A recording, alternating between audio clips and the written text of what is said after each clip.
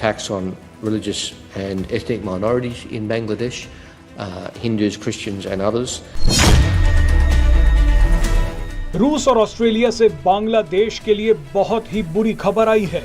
बांग्लादेश के खिलाफ रूस और ऑस्ट्रेलिया ने एक बहुत बड़ा एक्शन लिया है। ये एक्शन ऐसे समय पर लिया गया है जब बांग्लादेश की अर्थव्यवस्था तेजी से नीचे गिर रही है।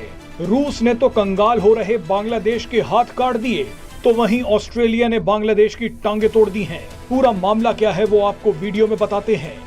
शुरुआत रूस और एक छोटे से उदाहरण से करते हैं। मान लीजिए कि आपने अपने दोस्त को कुछ पैसा उधार दिया, उस पैसे से दोस्त का काम भी निकल गया, लेकिन जिस दिन आपके दोस्त की नौकरी गई आपने उसी दिन पैसा वापस मांगना शुरू कर दिया। अब रूस और बांग्लादेश के बीच ठीक यही हुआ है। रूस ने बांग्लादेश को दिए गए अरबों रुपए के लोन पर तुरंत इंटरेस्ट चुकाने के लिए कहा है।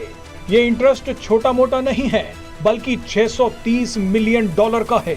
जब तक शेख हसीना सरकार में थी तो रूस भी चुप था, लेकिन जैसे ही बांग्लादेश में अमेरिका के प्यादे मोहम्मद यूनुस की सरकार बनाई गई, रूस ने भी अपना पैसा वापस मांगना शुरू कर दिया। जानकारी के लिए बता दें कि बांग्लादेश को रूस ने ये लोन देश का पहला न्यूक्लियर पावर प्लांट बनाने के लिए दिया था। रूस ने 2015 में बांग्लादेश को $11 बिलियन दिए थे। बांग्लादेश इसी पैसे का इस्तेमाल देश का पहला न्यूक्लियर पावर प्लांट बनाने के लिए कर रहा था। मजे की बात देखिए कि बांग्लादेश का ये न्यूक्लियर पावर प्लांट भारत और रूस मिलकर बना रहे हैं। इस प्लांट का नाम रूपपुर न्यूक्लियर पावर प्लांट है।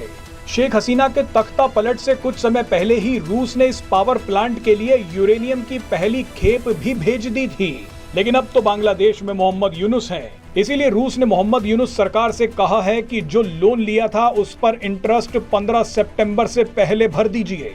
एक्सपर्ट्स का कहना है कि अगर शेख हसीना प्रधानमंत्री रहती तो रूस ऐसा नहीं करता, मगर मोहम्मद यूनुस के आते ही बांग्लादेश का ये न्यूक्लियर पावर प्लांट फंस गया है।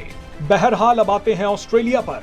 जिस तरह से दंगाइयों की टांगे तोड़ी जाती हैं, ठीक वैसे ही ऑस्ट्रेलिया की संसद में बांग्लादेश की भी टांगे तोड़ी गई हैं। ऑस्ट्रेलिया के एक बड़े मंत्री क्रिस बोवेन ने बांग्लादेश में हिंदुओं और दूसरे अल्पसंख्यकों पर हो रहे अत्याचार को लेकर बांग्लादेश की धज्जियां उड़ा दी। क्रिस बोवेन ने संसद में खड़े होकर बताया कि बांग्लादेश में 725 घरों और दुकानों को नुकसान पहुंचाया गया, 724 घरों और दुकानों को लूट लिया गया, जबकि 58 घरों और दुकानों को आग लगा दी गई। इसके अलावा क्रिस बोवेन ने बताया कि 17 पूजा स्थलों को भी नुकसान पहुंचाया गया है, 21 पूजा स्थलों को तो लूट ही लिया गया है। बांग्लादेश की इससे बड़ी बेइज्जती और नहीं हो सकती। आइए आपको क्रिस बोवेन का ये बयान सुनवाते हैं। Attacks on religious and ethnic minorities in Bangladesh, Hindus, Christians and others. 725 homes and businesses damaged, 724 homes and businesses looted, 58 homes and businesses set on fire, 17 places of worship damaged, 21 places of worship looted.